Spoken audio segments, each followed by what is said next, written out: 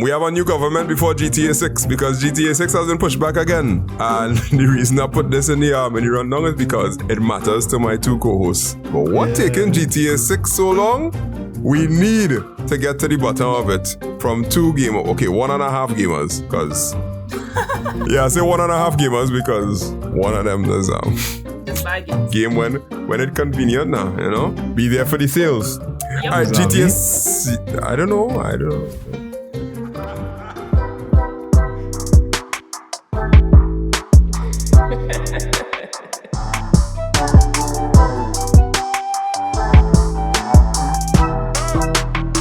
Welcome to the Trinitech Cast. This is episode number 112. Yep, and we're recording on the 4th of May. May the 4th be with you. Yes, and that is my first co-host, Akeem there, Redbit_tech, when he is doom scrolling, and Trinitech Cast whenever you see his face. And second co-host, diversity hire, is Keller _Noel, because the MIC is not very demure, as the kids would say. Cool. Not very mindful. I was doing a YouTube live today for CSEC IT, and a child in the chat called me Unc. Yeah, you reached there. And I said, boy, I can't blame you. At all. Cause I don't think I ever get Unc. I get big brother. I get big bro. I ain't get uncles yet, so knock on wood. Yeah. Crazy work. I mean, but it makes sense though. It does make sense. Yeah, I mean, to him, he's probably 16 years old, and he's seeing a teacher teaching, and the teacher like have some sort of high level of experience. He'd be like, "Wait, he doing this real long, boy? He's probably a unk," and it's cool. Yeah. It's cool. I can't tell them. Like for me, I would call people uncle or auntie or tanty. Like when I'm driving in the road and to do something, I'll be like, "Uncle, what you doing?" or "Tanty." But those people must be like in the 60s. Like so for me, an uncle or auntie or 20 tanty, years older than you? Yeah, about that, yeah. Right, cool. So yeah, me being 20 years older than him, I'm fully an uncle to him. Fully. Yeah. And that's okay. Michaela, what age you consider uncle or auntie or tanty? These days, but so because I work now, I work with people who are much older than me, but I wouldn't call them uncle or auntie. But at the same time, like I also coach, so I coach children, and like some of the parents may be like my age or a little older, and I'll still call them auntie, just out of respect. So it depends. So like I'll say like respect. Yeah, respect. Okay. No. Okay. Yeah. Then I think the word I keep looking for is tanty. Oh. Like, because you know some people like when you go to like a kindergarten, you just call the teacher Auntie Joan or whoever it is, but it's clearly a young person because you want the children to respect this person and call them auntie. Right? No. He talking about tanty. Yeah. So like not to bring politics into it, but like back in 2010 when Kamala first ran, it used to be Auntie Kamala, but like now it'll be Tanty Kamala. Because she's 73. Yeah. So any age above 45.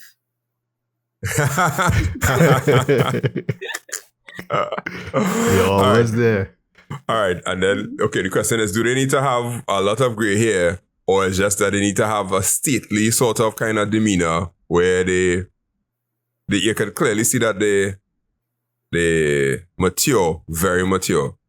I think it's both. You use both. You need to have gray hair? Okay. Yeah. I know why you say that, because I probably have more gray hair than you. That is true. Yeah. You have gray hair on your head. I don't have gray hair on my head. I have gray hair in my beard.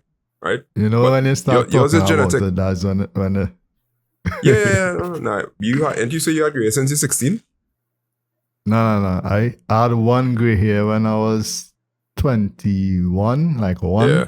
And I only get these set of gray hairs during the pandemic and when my daughter born. So I'm not sure. Right. So 5 Okay, years okay. ago, it's Yeah, maybe I'd seen some things, but that's okay. That's quite I alright. have a like row of gray hairs just going like across, like a little bit like in the middle of my scalp. It just goes straight across. You know what gave me those gray hairs? Form 6. Form 6 give me them gray hairs. Form 6 give me them Wow. gray hairs. That's crazy, but like genetically speaking, Mhm. maybe somebody in the family are gray hair too, and they're young.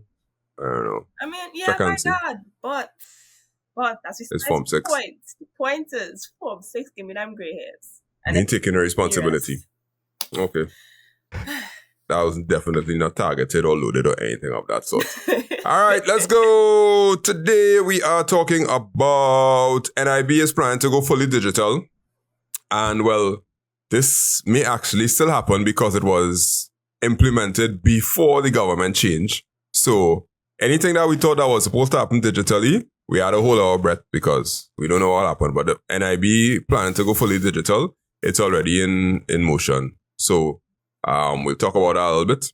Local lawyers were made out for using AI by some justice or some kind of thing like that. The story is quite funny, but I need to give Michaela her soapbox because we did speak about this a few weeks ago, and it's happening. It has happened. I could kind of see exactly what happened, but we'll talk through it. And then we have a new government before GTA 6 because GTA 6 has been pushed back again. And the reason I put this in the rundown is because it matters to my two co-hosts. And because other than that, I just be like, yeah, there's no more ChatGPT 4 there because they just moving on. So that's our rundown for today. Let's start it with talking about the National Insurance Board and how they plan to digitize the national insurance system. And are your contributions up to date? We don't know. Let's find out. Well, you probably made it this far in the podcast. That means you probably like technology a lot and like to at least hear us talk about technology. And that also means you may know somebody or somebody who knows somebody or somebody who knows somebody who knows somebody who wants a website built or an app built or some sort of technology integrated in their business. If you want to help them out, you could send them to Make It Simple TT, send them to us. And we have business services that range from building websites to building apps to invoicing systems to ensuring that technology is used in your company, to installation of routers, buying things online. So you could check us out, 308-8799. You could check our services out. Or you could go to makeitsimplett.com and see some of the things that we've done. And maybe give a recommendation to our website built or something like that. So before I share the article, anybody recently ever went to NIB and asked for a breakdown of your current contributions? Nope. No, I should. You should do that, right? Because your employer is supposed to pay your NIS fee, right? Mm-hmm. But a lot of employers, they lie and say that they pay the NIS, don't pay it, and just take it out of your salary and make the deductions and not pay it, right? And then some people... My employer can't do that. Well, yeah, right? My employer can't do that either because, yeah, right? But there are some small businesses or even medium businesses, medium size, depending on the type of contract I have, they will deduct NIS and health surcharge, but they will never pay it and they will just basically keep the money. And then you'll reach 60 and go and apply for your NIS pension, and then they'll tell you, no, you haven't made enough contributions. And then you'll ask them, how? I work for so-and-so, I work for so-and-so, I work for so-and-so. Look my pay slips, and some people have pay slips from every job they ever had, all the way up. And then NIB will say, no, we don't have your contribution. So that means you're not entitled to NIS pension, which is a different pension to old age pension, because NIS means that you would have contributed to the country for 60 years or 40 years or whatever it is. You made a certain amount of contributions, therefore you get... you get like a lump sum or a lump sum or a payout that is higher than old age pension, basically, right? But depending on the institution that you come from, you might have another pension that will give you like 75% of your last salary or some kind of thing like that. And then NIS will take that into consideration. Some kind of drama like that, but I know the NIS pension is more than old age pension, and you could get more money because you contributed to society. I often tell my employees to go and make sure that they do that, because I don't want to be sending in this money all the time, getting the receipts, and then it not registering, or I sending it to the wrong number, or all that kind of drama. I don't want to be the one to get blamed for that later on, right?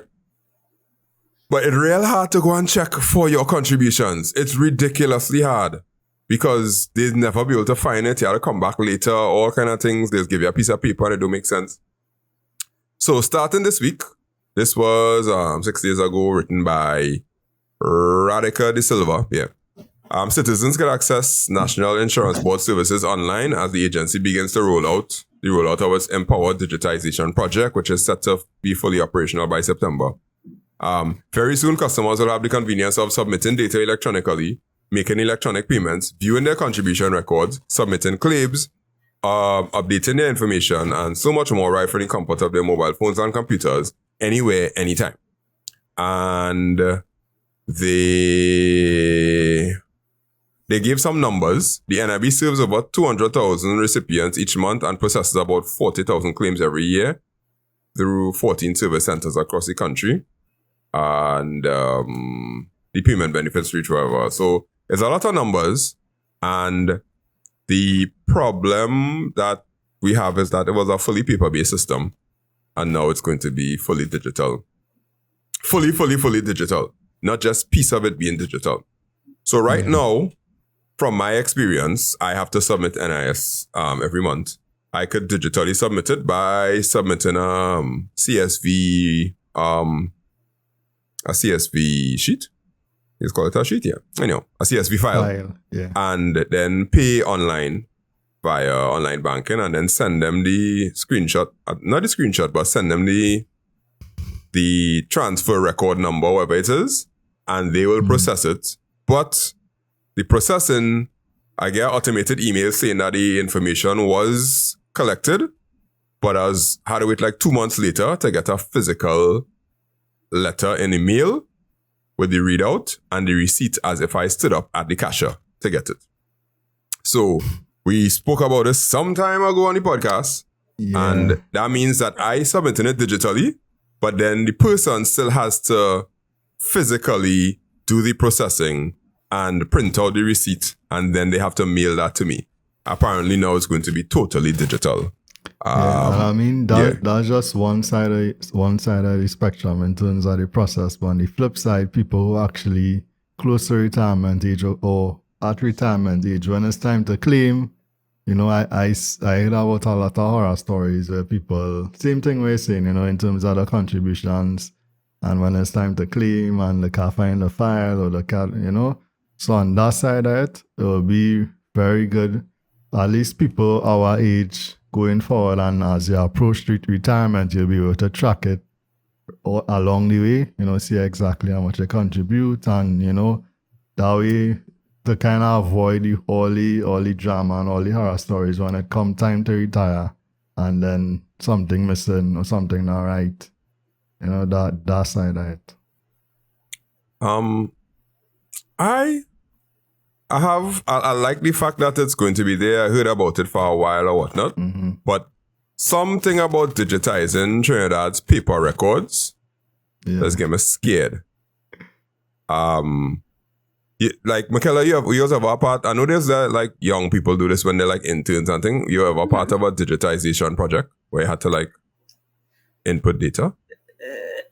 Input data, in a sense, yeah. I had an internship project where I had to do a HRIS system for like vacation leave and things like that to basically track and see when people taking a leave and if too much people taking leave like in like the same periods of time. Yeah. But besides that, And when that the kind of data entry happening, people make mistakes. Yeah, all the time. Like big mistakes. Typically, if there are enough eyes checking it over, somebody is bound to pick up on the mistake. So too big of a mistake wouldn't take place. Hmm. Yeah. I hear about some horror stories about digitization already, especially with licensing office, when they're trying to digitize all of the vehicles and the certified copies and all that drama, where they had two different database systems. One of them was a spreadsheet, and they essentially they tried to import the spreadsheet into a database, and all kind of madness happened, and then it had no way to roll it back. So then they had to go through all the records and like something along those lines. I might be paraphrasing it a little bit, but digitization of paper-based records is not an easy task. And then it had another horror story I heard about people who had to manually scan every single document in somebody's file.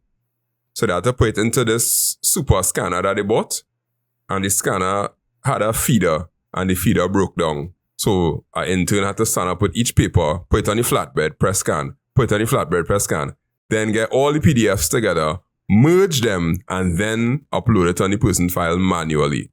Yeah. But while they were scanning, some of the papers, some of the files get mixed up. So somebody's picture was on another person's file, and all kind of weird stuff was going on, right? So the reason I bring that up is because the NIB was fully paper-based. How confident am I that they digitize all of this information properly? Like, that's more concern whenever digitization has taken place. But it's a good thing that they take place. But if they mess up my NIS records and I reach 60 and I go on that app and them tell me, or that app or that website, and them tell me I have 0 contributions made, I will flip. Exactly. That's why I had to start checking from now once it go online. Okay. Yeah, and that's So why it'll go. when you're doing conversions like that, well, not conversions, moving from a paper-based system to an entirely digital system, you should have multiple eyes check and verify that the data is actually correct, including like external auditors.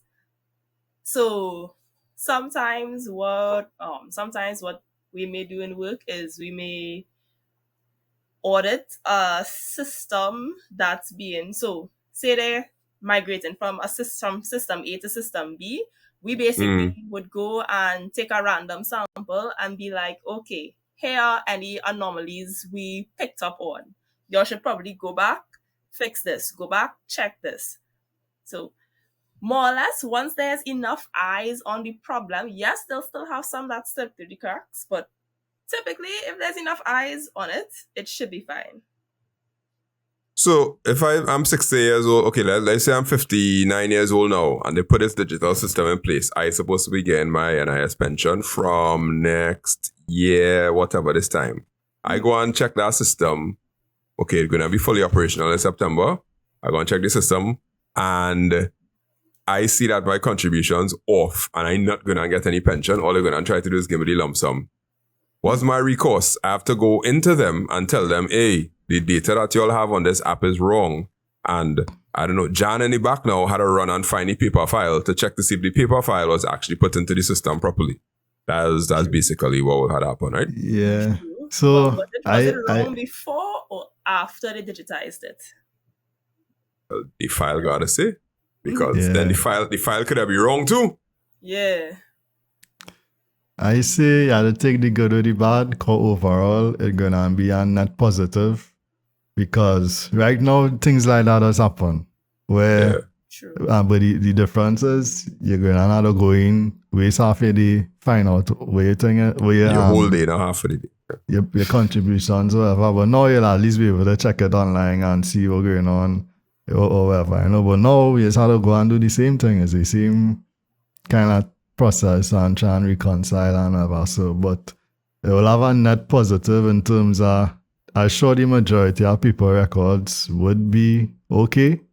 You know, like, say some 80%. I don't know. I'm sure the majority of the records should be if they do stuff like what Michaela say, multiple eyes and that type of things, have a little quality assurance in place, then it should be a net positive. Let me go through the feature set again. Submitting data electronically. That is for employers, most likely. Making electronic payments, that's for employers.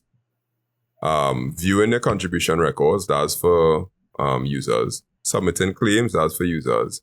Updating the information, that's for users. And so much more. I don't know what so much more would be. But I guess it makes sense. All right. So then my next possible red flag will be system load. Do you think that they would be... Okay. Do you think that they would cater for a high system load and scale... a low system load and scale up as demand goes up, or they just cater for a high system load one time? It depends on... You could go ahead. I feel like it'll be low and scale up because they want to save money. Yeah, it depends on what platform they're using. If it's a cloud platform, Azure, AWS, it will be scalable, so it depends on what platform they're using. I think we are seeing some of them move to Oracle, so it might be Oracle Cloud. If it's Oracle Cloud, you could do stuff like that. You pay based on usage, and it will scale accordingly. I doubt. You kind of thinking they had a physical servers, and that is what. Oh yes, of course. That is I'm waiting here. I'm waiting for you to talk and talk. And I just gonna tell you, there's a Dell rack in the back. Sorry, go ahead. Sorry. I hope they start look. Cause I know they're doing stuff with Oracle Cloud and Oracle Trinidad, and they do some deals with them. I hope they start looking at the cloud for some stuff instead of having the physical Dell server. I just say, well, yeah, you go ahead. Okay. All right. So hear me out. Yeah. Hear me out. They have a rack in some building somewhere in town with server 2008 on it that has been... Hold on. Because they receiving digital payments a while now, right? From employers a while now. I am positive that system is not a cloud-based system because it would have moved faster for me to get back my response, right?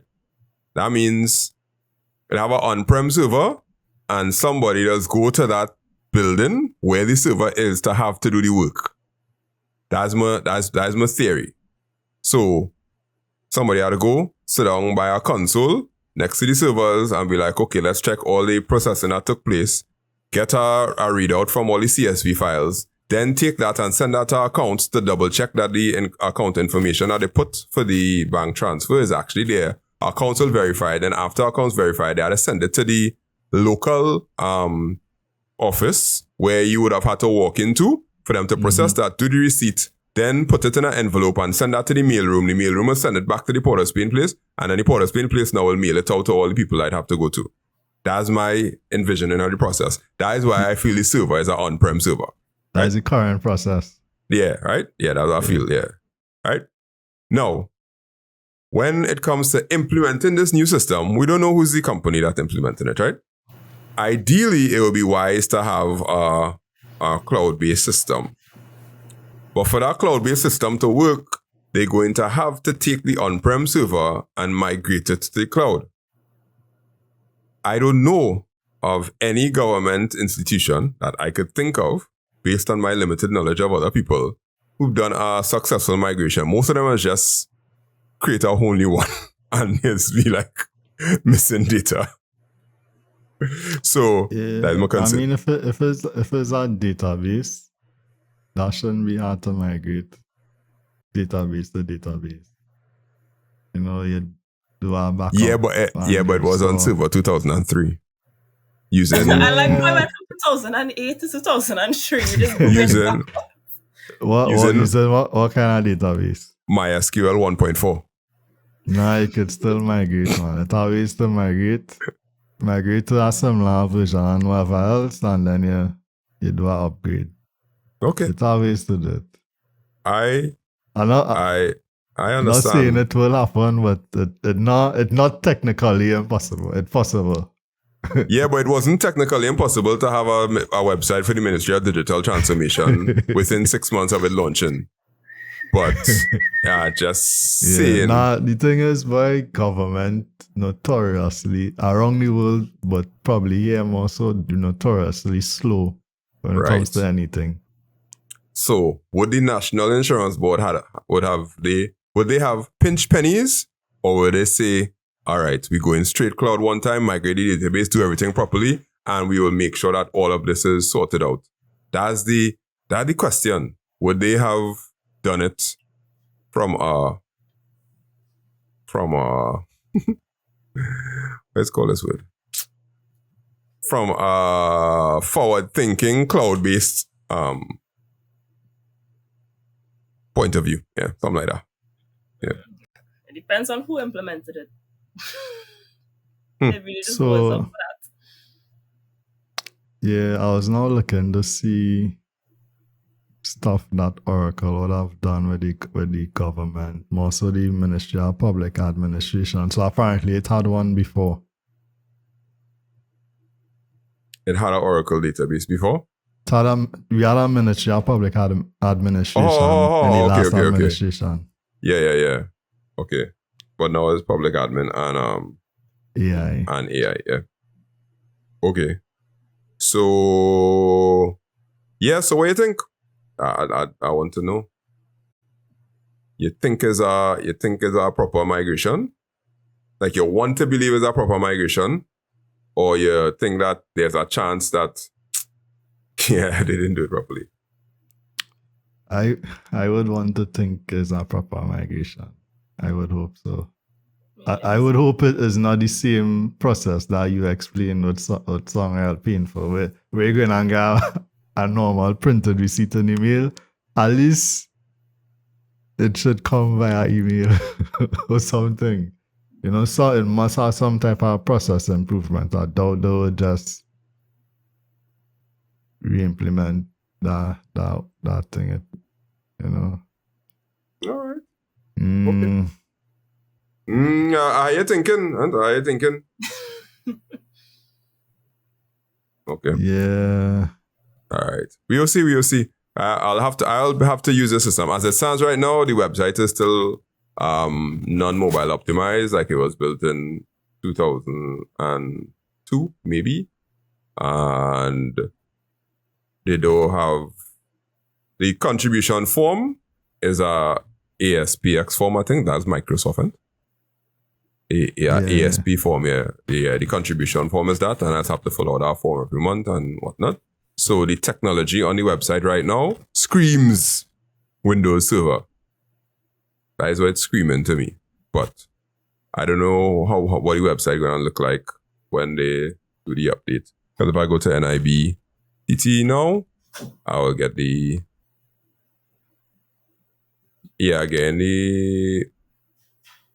put a new they put a new tab called Empower Hub though. NIBempower.com. Oh, this one is mobile optimized. Okay, look. Okay. I was wrong, guys. I was wrong. Okay. The website is actually better. This is the okay. So just for like a demonstration, right? I'm going to show you what the old website look like. Because they have the old website here still, but then they have the new one. So when you go to the old website, nibtt.net, right, you could see that as basically a square, and all the hyperlinks are like hyperlinked, and they have a big long bar at the bottom. And let me show you the like if I go to the downloads page, right, this is what it's looking like. So this is the OG website here, right?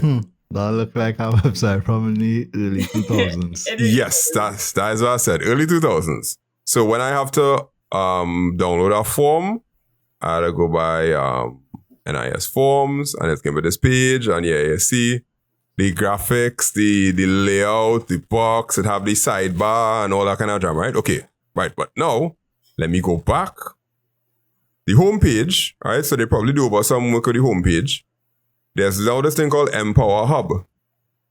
Empower Hub now is a nice website with a little hero image. You could see that they have buttons for hyperlinks now. There are sections, secure online payments, how to register, and all those things. And now the bottom have the links and things. Okay, so the website is better. They have how-tos, carousels, and they're good. Part of the century now. Yeah, part of the century, and you could sign up. So obviously, I'm going to sign up for this at some point in time and give you a report on how it works. But I think that's basically what they're doing. That's the front end of it. So I just want to know how the back end working. If they could make my life easier, where I could submit the information by the CSV file, I think. Yeah. Was the name of NIBTT.net. Okay, that's right. Yeah, NIBTT.net. Yeah, you're going to check to see what they built it with. The new website is NIBempower.com. I saw this probably a WordPress something. Yeah, most likely. Yeah, it's our WordPress. Atlassian Cloud. NIBempower.com, and it uses any themes. Hello, Elementor. Yeah, it built Elementor too. I mean, I ain't vexed with them for using Elementor, but I mean, I'm just saying. I want to know what the back end is built with. Yeah. That is what I'm concerned with, because that's what's going to make or break the process. Because NIB is all about process. More than the app. All right, cool. We'll see how the digitization goes. I'm still trying to figure out how much money you get paid from NIS when you retire. It have all kind of thing about based on the amount of contributions, based on the amount your employer used to pay you, based on the amount of all kind of things. And I ain't saying I have to start to think about those things, but in about 10 years I have to start to think about those things. So let's just leave it right there and move on to the next thing, which is the story from McKellar. Yeah. I'm coming back. Right now, you're listening to Training TechCast, and more than likely, you know that I love technology a lot. But more so, I love teaching technology. I'm a CSEC IT and CAPE Computer Science and IT teacher, and I have classes that are available. So if you know any student that's looking for quality CAPE Computer Science or CSEC IT classes, you can check us out 308-8799 on WhatsApp or makeitsimplett.com/register. You can get classes, notes, recordings, IA, SBA help, everything that you could think of that will get you that one in CSEC IT. So you can check us out. All right, some local lawyers were caught red-handed or GPT-handed using yeah. So I'll read it out first. This is by Jada Lutu on the Newsday. Judge slams AI use in case refers lawyers to disciplinary committee for fake citations. A High Court judge has referred two attorneys to the disciplinary committee of the Law Association, LAT, after uncovering multiple fictitious legal authorities cited in court submissions in a lawsuit over the dismissal of a lab assistant in 2023. Irresponsible use of internet sources or generative AI tools undermines not only the individual cases but also the credibility of the legal system as a whole. If such conduct is not condemned and appropriately addressed, we will lead to a dangerous erosion of the rule of law. So, here's what they did. The issue arose during proceedings in an employment dispute in which attorneys for NextGen Pathology Services Limited, the claimant in the case, submitted several cases with citations to support their arguments that an employer who funds an employee's training assumes certain contractual obligations. However, the judge said the cases cited lacked proper citations and bore characteristics inconsistent with valid industrial court decisions in Trinidad and Tobago. The purported cases formed the sole legal foundation of the claimant's central argument. Had they been legitimate, they would have constituted persuasive authority. So, in a nutshell, they had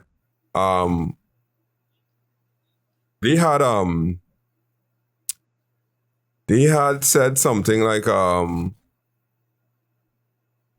as seen in Roe versus Wade, or as seen in Barnes versus whatever, as seen as blah blah blah blah. This is case law, whatever the case is. And here the fight up. In a follow-up response, the attorney attributed the inclusion of the false cases to a junior assistant inexperience and acknowledged that the sources were drawn from unverified searches on Google and Google Scholar. The attorney denied using any AI-generated tools and accepted full responsibility for the oversight, citing heavy caseloads and inadequate supervision for the inclusion of inaccurate and misattributed citations. However, James said while digital tools, including AI and internet-based platforms, are increasingly common and valuable in legal research, admitting he too makes use of such tools where appropriate, their use must be accompanied by discernment and subjected to rigorous verifications. And they use your favorite word? Hallucinations, because it hallucinated. I remember when we was fighting it down and we was like, nah, the hallucinations gonna stop, right? Okay. So you could have your moment on your soapbox and let us know why this is a big problem, or why this will be a big problem. Because more and more people are going to rely on ChatGPT and Grok and Gemini. You know when you search for something on Google now, the first result is the Gemini. Is it Gemini? Yeah, the Gemini summary. Yeah, they're going to rely on that instead of actually taking the time and verifying their work. And especially Gemini hallucinates, ChatGPT hallucinates. You need proper context. Like even when even when I was in UE and we have to make some research. We have to go through research papers, right? You would Google something and Google Scholar would give you the result. And if you just read the text, if you read like the partial text alone, you could be like, hey, this article supports my point. But if you actually click the article and you read through the entire paper, you'll realize, no, this does not support my point. So I think it's AI, generative AI, yes, it's helpful, but it making people a little lazy in some aspects. All you believe what the lawyer say in terms of it not being AI and as Google Scholar? I feel like maybe they are right, but what they consider the Google search is Gemini summary on top of the page. I feel that's what happened. Now, the man throw he intern under the bus, right? Okay. Under. Right? They are trained. Yeah, he throw the intern under the bus and say, okay, I let an inexperienced person, and because we have plenty cases, I pass this on to him and all that kind of jam, right? Now, as anybody who working in law, anytime I had to do anything legal, I just be like, I hate this, because any word that you put or any misstep in what you say could be used against you. And once it's admitted, you can't go and change it and be like, oh, I didn't mean to say that. Because a lawyer, the power of a lawyer is basically whatever you admit into the court, that's what is going to be used, whether or not you phrase it properly. So if you say, I was sick on that day, that's different to saying I was unwell on that day. But once it's admitted, you can't go and change the documents and be like, no, we meant to say sick, not unwell. And the lawyer be like, nope, that's already admitted. Yeah, so what does unwell mean? And all that kind of drama, right? That's what's getting me vexed with law. And court cases and them kind of thing. Whatever is admitted, you can't say anything otherwise. And when they put you up on the stand, they'll be like, did you not say this? And be like, yeah, but that is not what I meant. And then the lawyer be like, so you lie, and all that kind of drama, right? So, how in the world this intern person had enough legal fortitude to put fake cases inside there? Is either one or two things. They get away with it already, or they're real dumb. I feel it's because they get away with it already. Probably. You think the lawyer being honest in terms of not knowing that the stuff probably No. was AI or was colored from Google Scholar. No, I feel the senior lawyer say, hey, you get through with everything, and be like, yeah, put some I had to Google some stuff, and be like, yeah, that's no problem, that's cool. They ain't gonna read it anyhow. That's what I feel would most likely have taken We're place. talking about lawyers here. Yeah, well, that was it. That's what I feel. That's my my opinion. My point of view. Yeah, whatever, right? So if because I could see it, especially when you're working in certain places and you have a junior person helping you, you would tend to give them certain liberties and be like, okay, focus on this, make sure this thing very, very clear. That part there, you don't really have to fight up too much with it. No problem. That's okay. They don't read that part. Or it's kind of like, some students when they're writing essays, when they're telling other students, yeah, let's make sure they start good and they end good. What you put in the middle, don't really matter too much, right? That is what some people just tell students to do for like Caribbean studies and communication studies and them kind of thing. And you could see that translating to universities. People who submit long papers and things, just be like, yeah, you don't really have to fight up too much about the bill. You have to start good and end good. Especially. I never hear that. Huh? I never hear anything like that. Nope. Yeah, I hear about that. That was probably back in my days. And also with presentations, make sure your presentation starts good and it ends good, because that will make the people who you're presenting to or whoever they'll leave a good taste in it, right? And I mean, I understand from the standpoint where, things are all busy and you ask for a little help, and sometimes certain things could slip through the cracks based on how busy things are and, again, the level of experience of the person. So that's a genuine possibility too. But if you're given a junior staff a task to do, the onus is on you to double check, because it's your reputation on the line. So you gotta make sure that you cross your I's and dot your T's. So, but that's real double checking you gotta do there, way. Yeah, that's part of it. Well, I guess there's a lawyer, but then how much information are you gonna find on Google and Google Scholar about Trinidadian case law? I'm not too sure. That's the next question for me. Like, case law is something that they usually have, like, they use it as teaching materials and it get published in law journals and those kind of things. We have a law journal. We do, but I just probably don't know about it. Or our website or something like that. I'm not sure. I know, like, we have law libraries, like, the Hugh wouldn't have an online law library, but it's only accessible to students and I guess faculty.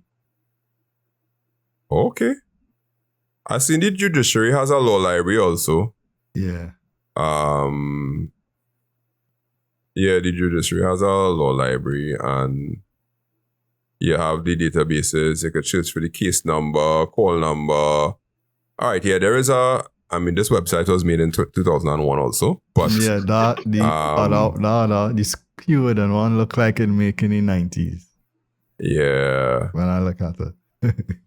there's a fully like a SQL database, and they just have the fields to search the SQL database and search the query. All right. Well, then it exists. If it integrated into any one of those AIs, that'll be a whole different story. That's a risk. This is a result of us selling a dream, right? This is a result of the dream that we sold them. Is it? I don't know. To an extent, but I think it's it could be laziness, could be tiredness as well. So, like they said, their caseloads are heavy, so maybe they were just trying to save some time. But nah, boy, you don't ever rely on ChatGPT for things relating to Trinidad, bro.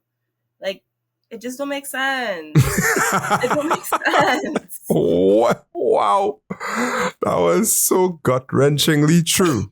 But oh gosh, yeah, because fun fact, since we finished the last topic, I still trying to figure out how much money is get from NIS. And I asking Gemini one set of questions and prompting like crazy, but I can't get a clear answer yet. But but it's still using the NIB website. It telling them looking at every time it give me a source, a citation, looking at nibtt.net.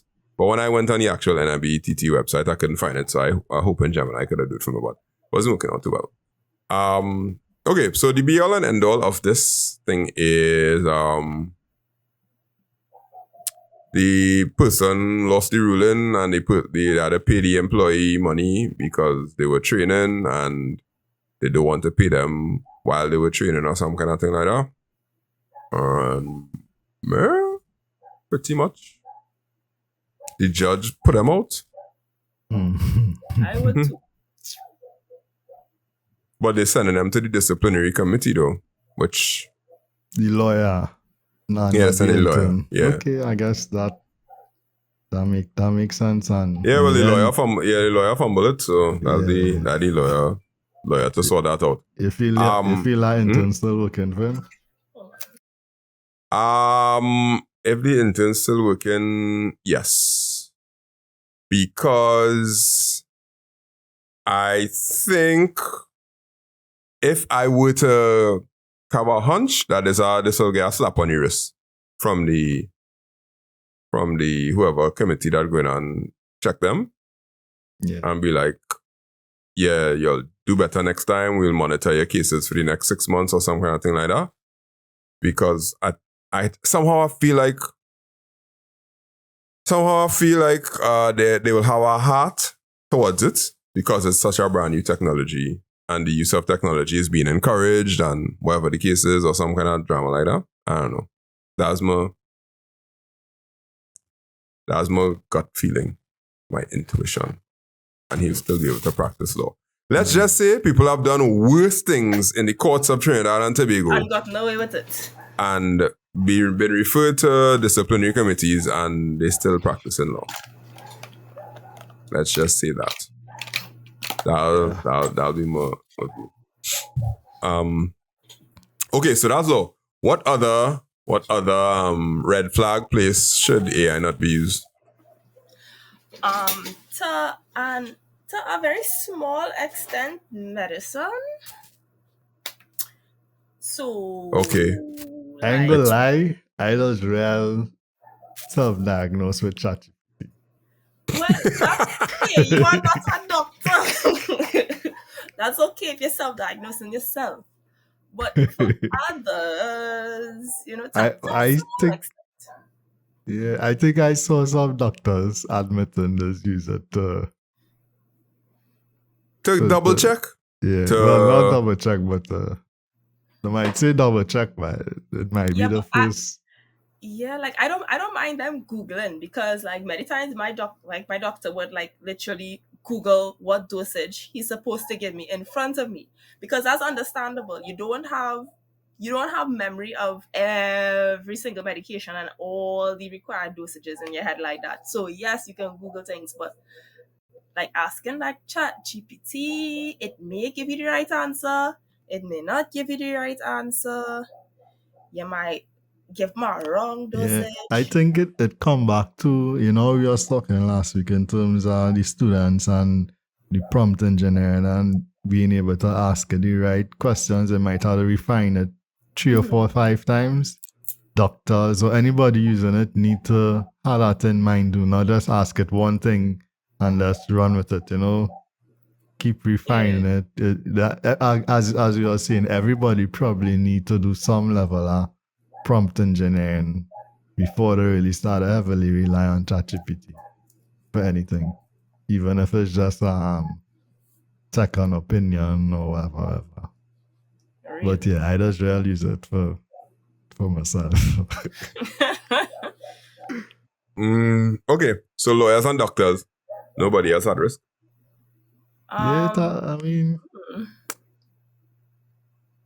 Policemen. They say police officers. Police officers have any reason to use? Yeah, I was gonna say that, but yeah, I don't think they have a reason to use it per se.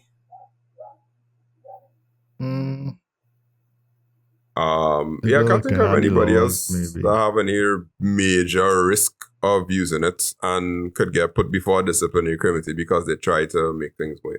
You might get like your supervisor might tell you do shippiness until you're going to do it over, or your manager might tell you, nah, good try, but no.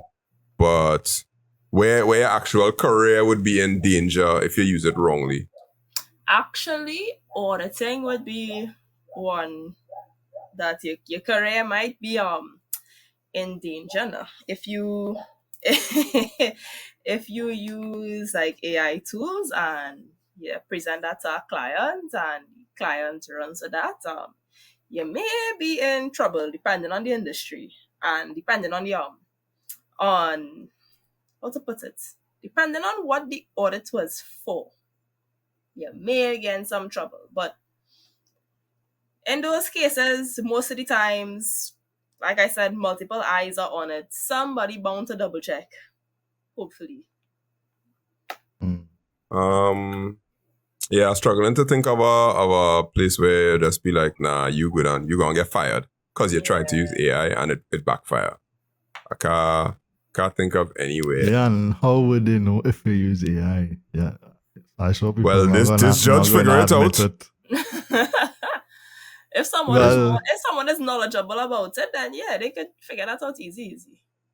Yeah, I guess if you're kind of sloppy, if you just copy and paste without, actually reading it through and trying to see what makes sense, what don't make sense. For some reason, I thought it'd be easier to figure out another place besides law and medicine, But actually now thinking through it, I can't. Yeah, no other jobs that serious. no other jobs that serious. Feel free. Oh, for real. Even politicians, they don't get fired for nothing. Okay, yeah. Not that serious. All right, that was kind of funny. I would love to hear what the outcome of that is, but probably won't.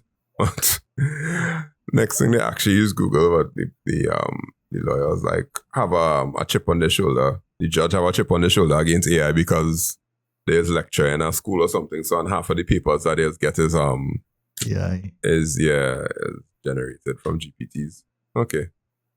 All right. Talking about generating, it taking real long to generate the graphics for this game. I don't know. What's the reason? We will find out. But what taking GTA 6 so long?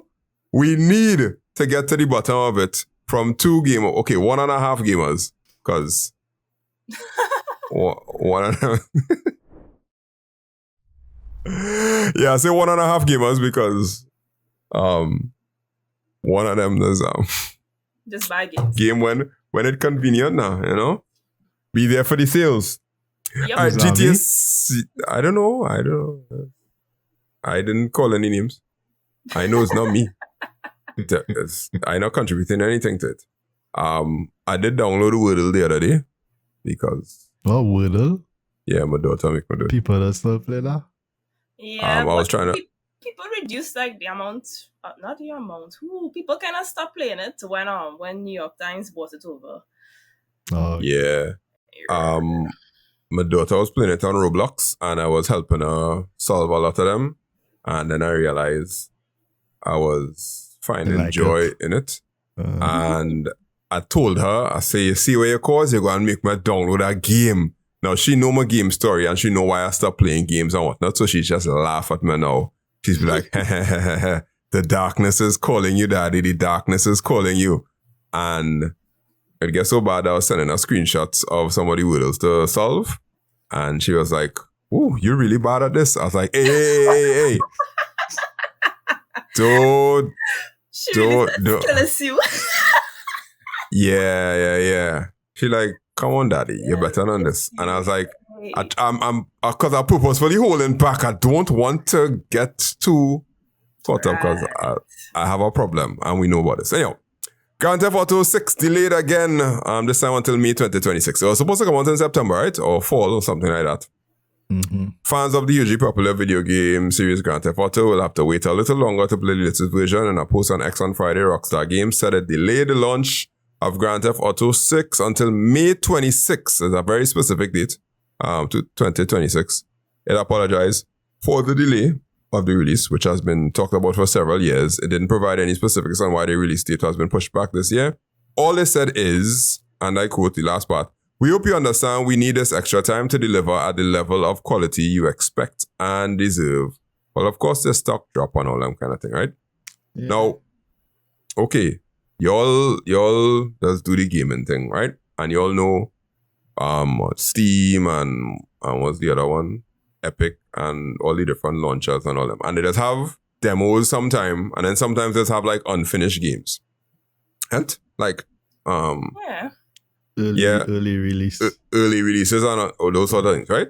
What are the things that Rockstar Games afraid would happen if they release this game as it is? What was usually be the biggest pitfalls from those games when they release them too early?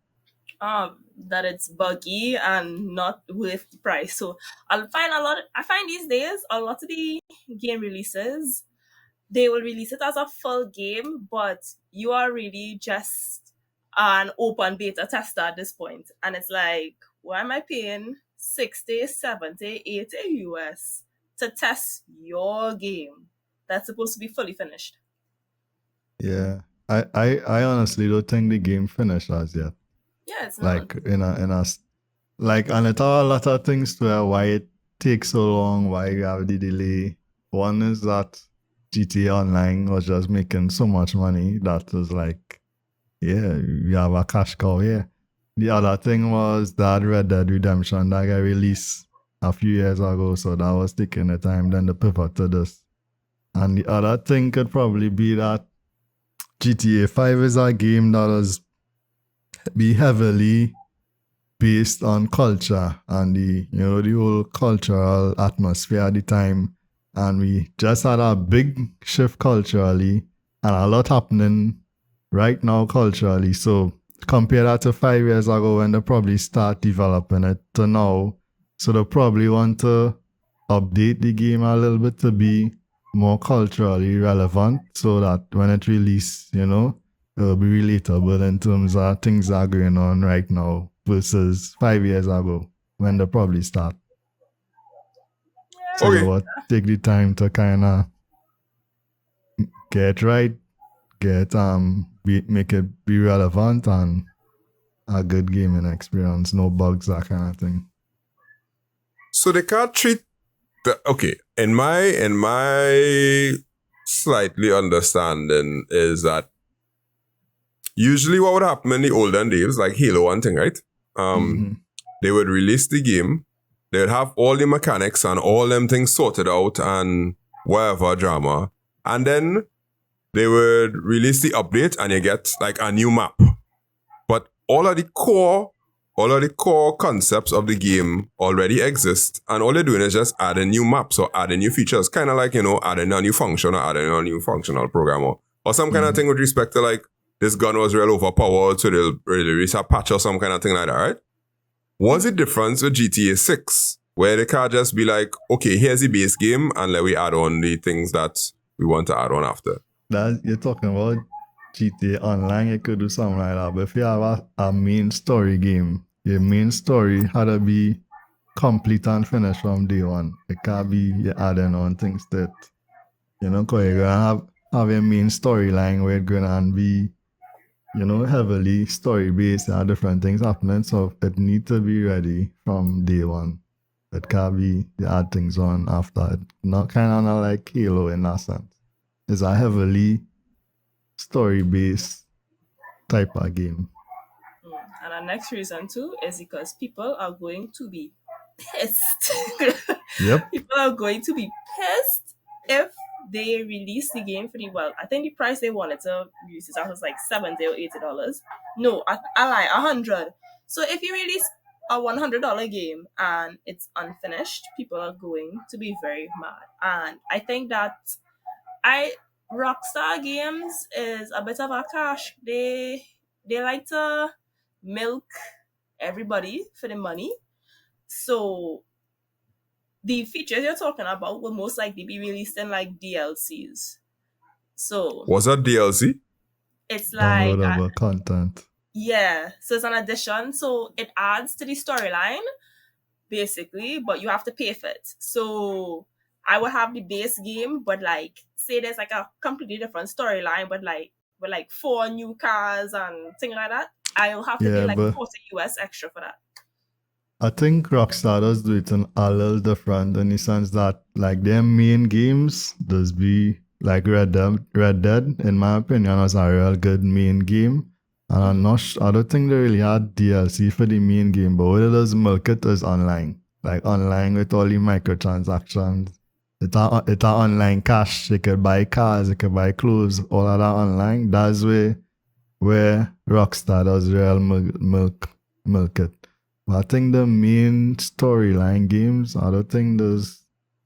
I could be wrong. I don't know, McKenna, but I don't think the main games that is really had I'm not that kind of DLC. But online, yeah, I'm too sure. online does make. I'm pretty sure if you check the revenue for GTA Online yearly, it's like billions. Let me see GTA. So 5. GTA 5 and GTA Online is two different things? It's the same thing, but it is the same. GTA 5 have an online component, but that online component is a cash cow. So GTA 5 are the main story and then I online. Yeah, GTA 5. The only thing I'm seeing, they have a criminal enterprise starter pack. That's the only DLC I'm seeing. But that's GTA Online. Yeah, that's online. So yeah, online is where. So last year they made 500 million. Yeah. Okay. So that's a lot of money. So there's no imagine- reason for them to fight down GTA 6. that was it. And imagine GTA 5 get released in 2013. Over 10 years now, they making $500 million or even more every year on an online game. And how much it probably cost to make that game? I don't know. Way less than that. And they're making that every year. Okay. All right. Then my next question is, when it does get released, right? Because as far as I know, the only game that was supposed to be really good, but people get vexed because it wasn't really, really good because it wasn't released, but it was Cyberpunk, right? That's the last thing I ever heard about a game that people are looking forward to a long time. Was supposed to revolutionize the whole gaming, but it had bugs in between it. That was Cyberpunk. Correct, right? Yeah. I think there've been a couple of others since Yeah. then, but yeah, Cyberpunk was the most Yeah. egregious. It was I big think- enough for me to know about it. Yeah, I think Cyberpunk actually good now after Yeah, the Cyberpunk fix. is really good. Okay. I heard. Yeah. I Right. haven't played Okay. it yet, but I bought it the other day. So they took some time to fix the problem. So Rockstar just don't want that to happen. Yeah. And they have a reputation, like a good reputation, and at least in my opinion, for the story mode side of the games. Like Red Dead 2 was a real good game, story game.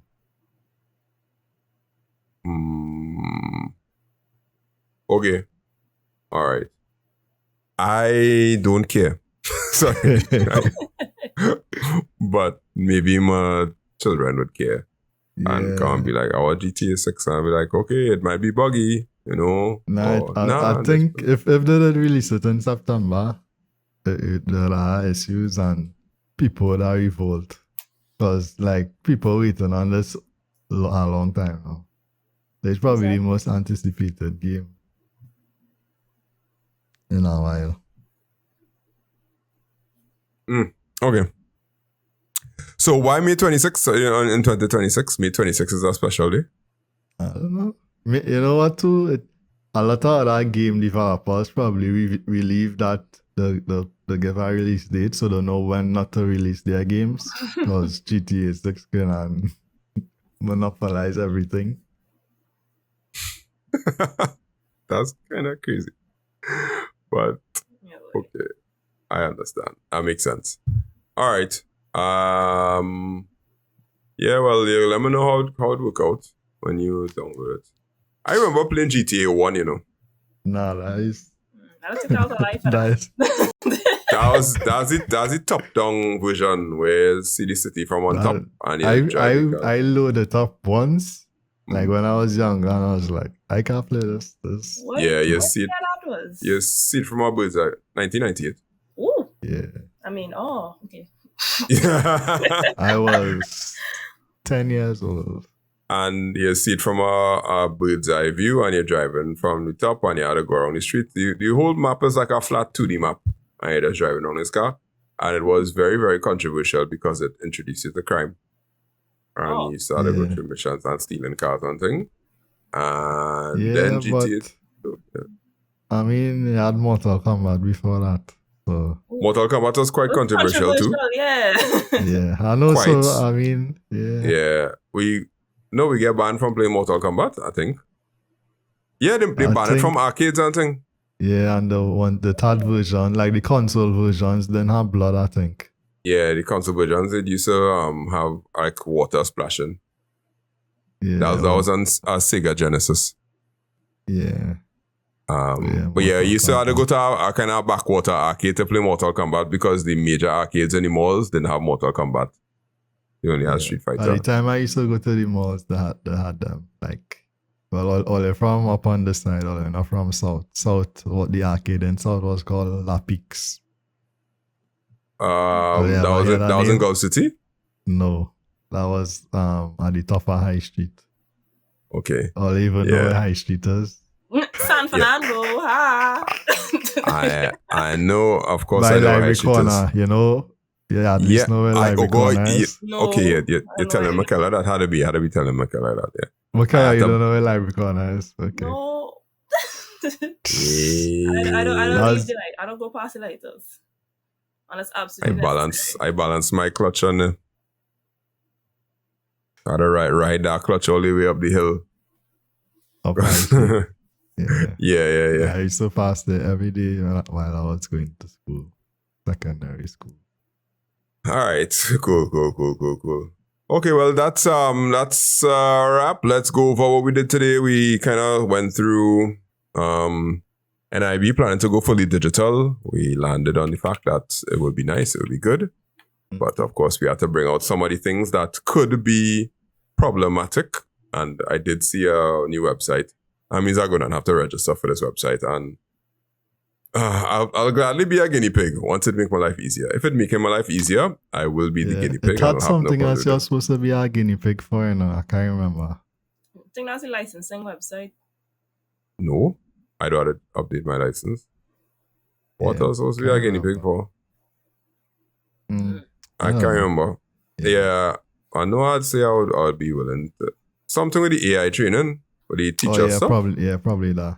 Yeah, with the teacher thing, yeah. If they ask for teachers to be a part of the training, yeah, I'll do that, yeah. Local lawyers got caught using AI. Well, it may have been Google or Google Scholar, according to them, but that discussion was kind of nice because we kind of had to think about where else would you have consequences for your AI actions?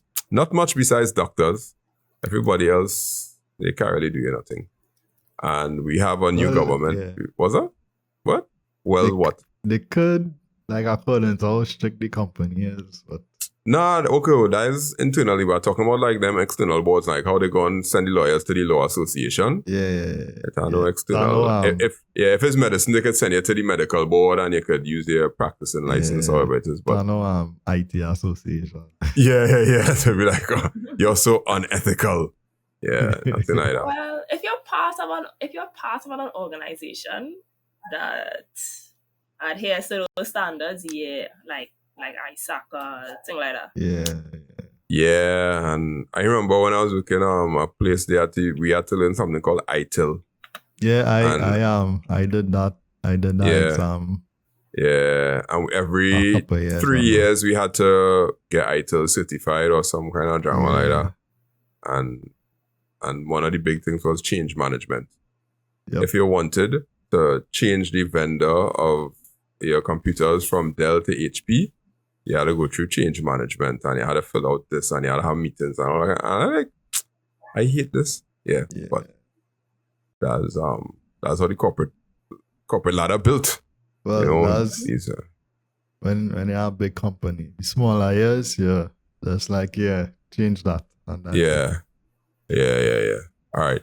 And we have a new government before GTA 6, and we might have a budget presentation. We will have a budget presentation before GTA 6. You and have a mid-year budget review. and we might figure out what the Ministry of what's this boy? Public Administration and AI does by that time. By that time, we'll figure it out. I saw this week they would start to expand on some of the things. I saw they expand on some of the other ministries. Like what they would do. I saw they would give some information on. Yeah. If they're gonna try to integrate AI to make things more efficient in the public administration, that would be interesting to see. I wouldn't mind being a part of that transition and see if it work out. Or like being involved in the team to work on it? No, my name is not Shivam Tilaksing. Oh no, I was like, yeah, some connection. Nah, see Shivam say he applied to be an independent senator. Oh, for real? Yeah, he applied to be an independent senator. I don't want to be, I don't know, I don't want to be in the forefront anymore. I'd rather be in the background. Me touching them thing with a 10-foot pole, but but sometimes you might end up in a room with people now, and you had to like speak intelligently about something, and then they'll be like, "Oh wait, you're smart. Come, I'll give you $100,000." How much they giving you? How much? What is the number, Hakeem? What is the number? 1 million. Yeah. What, flat? Just one off, or like? They give me the million. I can make that. I can make that work.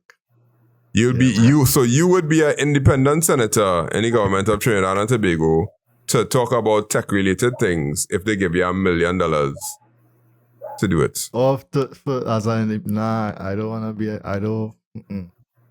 As I said, I don't want to be in the public line. I want to be in the background.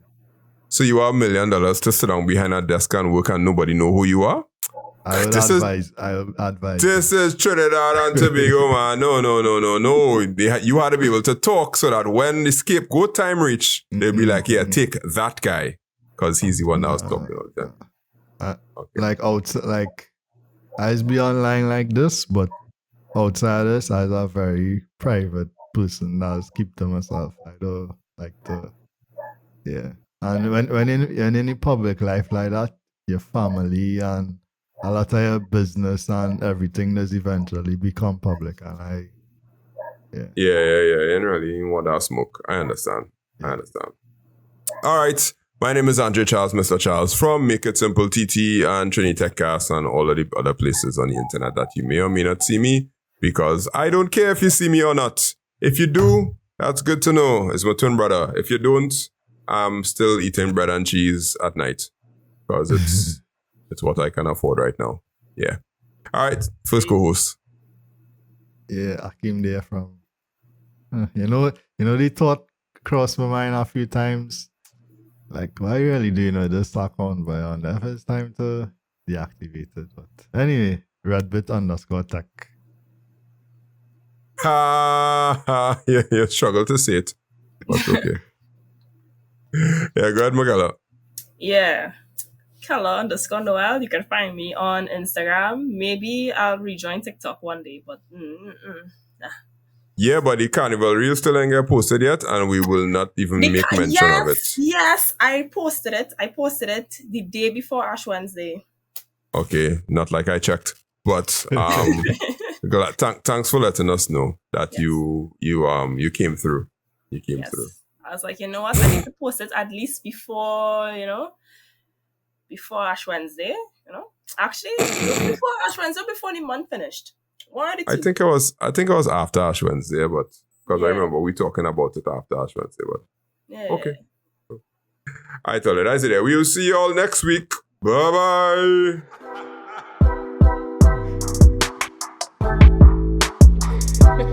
bye.